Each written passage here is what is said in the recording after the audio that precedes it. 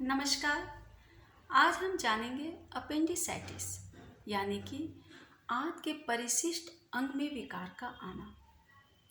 कैसे होता है यह रोग, इसके क्या लक्षण होते हैं और कौन सी यौगिक पत्ती के द्वारा हम इससे अपनी सुरक्षा कर सकते हैं, आइए जानें। नाभि के दाहिनी तरफ असहनीय वेदना का होना, भोजन की इच्छा होते हुए भी भोजन करने से डरना,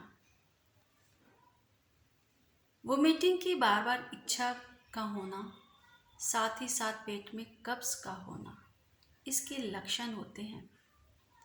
अपेंडिक्स यह हमारे शरीर का छोटा अंग होता है जिसकी भूमिका, जिसका रोल हमारे शरीर में नहीं होता है, लेकिन वो हमारे शरीर में किसी कारणवश जब विकृति को पाता है, यानी कि किसी कारणवश उसमें विकार आता है, तब यह रोग हमें दिखाई देता है। क्यों होता है यह रोग, क्यों होता है और कहाँ होता है अपेंडिक्स? हमारे बड़ी आंत की जो शुरुआत का जो जगह होता है वहीं पर यह ट्यूब 2 से 3 इंच का लंबा ट्यूब होता है। वो होता है जिसका एक छोर बंद होता है और एक छोर खुला होता है। हमारी आंतों में होने वाली जो गड़बड़ियाँ होती है, जो गंदगियाँ होती है, जो कीटाणु होते हैं, वो कीटाणु जब इस नली में प्रवेश कर जाते हैं, प्रवेश करने के बाद वो उसके मुंह को बंद कर लेता है, अपेंडिक्स अंग के मुंह को बंद करता है, जिस कारण वहाँ भीतर में ही उसमें पस आना शुरू होता है, पानी बढ़ता है, बैक्टीरिया बढ़ जाते हैं और वो धीरे धीरे फूलने लगता है और फिर बाद में वो फट जाता है और यहीं पे मनुष्य की मृत्यु हो जाती है।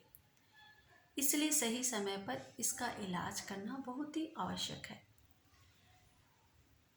क्या कारण होता है अपेंडिक्स होने का, अपेंडिसाइटिस होने का? इसके कई कारण होते हैं। जैसे कुछ लोग होते हैं बार बार अपने आंतों की सफाई के लिए एनिमा को चढ़ाते हैं, एनिमा के द्वारा अपने आंतों की सफाई करते हैं, जो कि हमारे लिए नुकसानदायक होता है और इस कारण से भी ये रोग दिखाई देता है। दूसरी वजह होती है कब्ज का हमारे शरीर में होना। कब्ज होते हुए भी हम ऊपर से भोजन करते रहते हैं, तो वो कारण से भी हमारे आंतों में इन्फेक्शन होता है और उस इन्फेक्शन का असर हमारे अपेंडिक्स पार्ट पर होता है और वो धीरे धीरे खराब होने लगता है और फिर उसके भीतर कीटाणु पनपने लगते हैं और मुंह बंद हो जाता है, जिसके कारण उसमें पस आता है। तीसरा कारण होता है जो व्यक्ति बंद कमरे में हमेशा अपना जीवन बिताते हैं, किसी लोगों से संपर्क में नहीं रहते हैं, शारीरिक परिश्रम नहीं करते हैं, व्यायाम आदि नहीं करते हैं, वैसे लोगों को भी अपेंडिक्स होने का खतरा रहता है। ज़्यादा गुरुपाक भोजन का ग्रहण करना यह भी कारण होता है। ज़्यादा गरिष्ठ भोजन किए लेकिन उसके अकॉर्डिंग हम परिश्रम नहीं करते हैं, तब भी हमें इस रोग की संभावना रहती है। पानी का कम पीना इस रोग का कारण होता है, जिसके कारण कब्ज होता है और कई तरह की आंत की प्रॉब्लम शुरू होती है। कई लोगों के शरीर में बहुत सारी हमेशा कृमि बनती रहती है। वैसे लोग की कृमि जब इसी अपेंडिक्स अंग में प्रवेश करती है और उसके मुंह को बंद करती है और उसके भीतर इसकी संख्या बढ़नी शुरू होती है, तो धीरे धीरे यह फूल करके बड़ा हो जाता है और बाद में ब्लास्ट कर जाता है, फट जाता है। तो ये सारे कारण होते हैं अपेंडिक्स के, अपेंडिसाइटिस के। कौन से इलाज से, कैसे भोजन से हम इस रोग से बच सकते हैं, इसको जानना जरूरी है। सबसे पहले मैं पिछले क्लास में भी आप लोग को बताई थी, जिसमें आप लोगों ने जाना था अजीर्ण यानी कि डिस्पेप्सिया। डिस्पेप्सिया का जो लक्षण होता है वो भी आंत की ही बीमारी होती है। वही कारण यहाँ पे भी आप देख रहे हैं कि आंत में जब गड़बड़ी होती है तभी ये रोग होता है।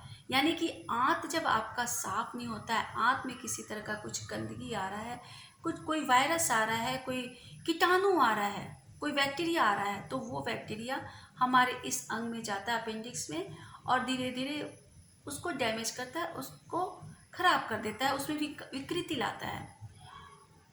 तो ये जो कारण हमारा आंत का खराब होना जो कारण है, उस कारण को दूर करने का हमेशा उपाय करते रहना चाहिए। उदर स्नान की विधि आप लोग को बताई गई है, हमारे ही चैनल पर वीडियो में आपको मिलेगा। उदर स्नान करने का तरीका, उसे देख करके बीच बीच में उदर स्नान करते रहना चाहिए, ताकि आपकी आंतों की हमेशा सफाई होती रहे। दूसरा कि हमारे शरीर में जो कृमि हमेशा बनती रहती है, उस कृमि को ठीक हटाने के लिए बीच बीच में कृमि की दवाई लेती रहनी चाहिए, घरेलू उपचार भी उसके करते रहने चाहिए, ताकि आपके शरीर में कृमि न रहे, वो भी हमारे लिए खतरनाक हो जाता है। अगर किसी कारणवश ये अपेंडिक्स, आपका अपेंडिसाइटिस जो है भयंकर रूप धारण कर लेता है और दर्द रुकता नहीं है और आपको फीवर भी होने लगता है, वैसी स्थिति में बिना समय गंवाए डॉक्टर से संपर्क कीजिए और इसको ऑपरेट करके निकालना सही होता है। क्योंकि अगर ये फट जाता है तो उससे उसके भीतर का जो विष है वो हमारे पूरे शरीर में फैलता है और हमारी मृत्यु भी हो जाती है, इसलिए उसको ऑपरेशन करके निकालना सही होता है। साथ ही साथ जो आसन हमारे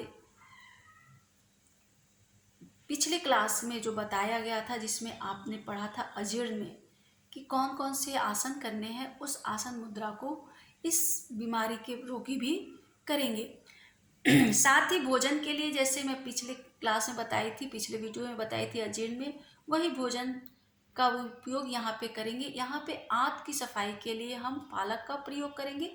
पालक हमारी आंत की सफाई करता है, उसका सेवन करेंगे। जूस भी ले सकते हैं या उसका रसदार साग बनाकर भी इसका सेवन करेंगे।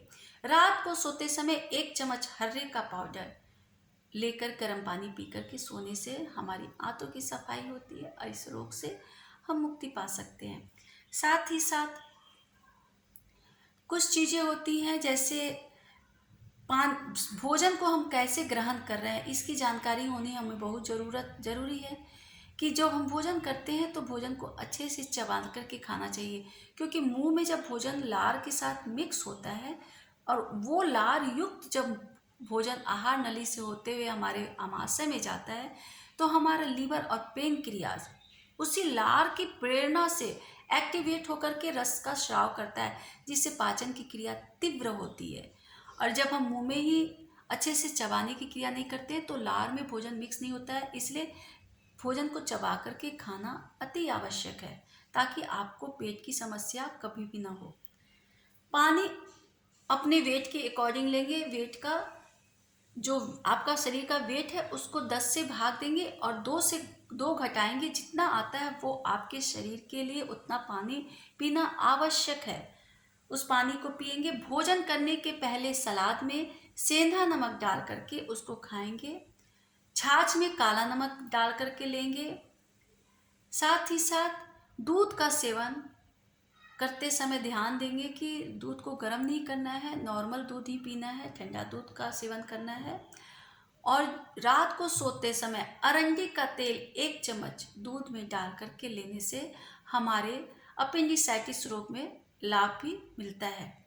ये सारे कुछ चीज़ें जो मैं आप लोगों को बताई हूँ, उसको आप घर पे रह करके करेंगे तो आपको अच्छा लाभ मिलेगा। मैं अगले वीडियो में नई जानकारी के साथ आप लोग के सामने फिर आऊँगी। तब तक के लिए सभी को नमस्कार।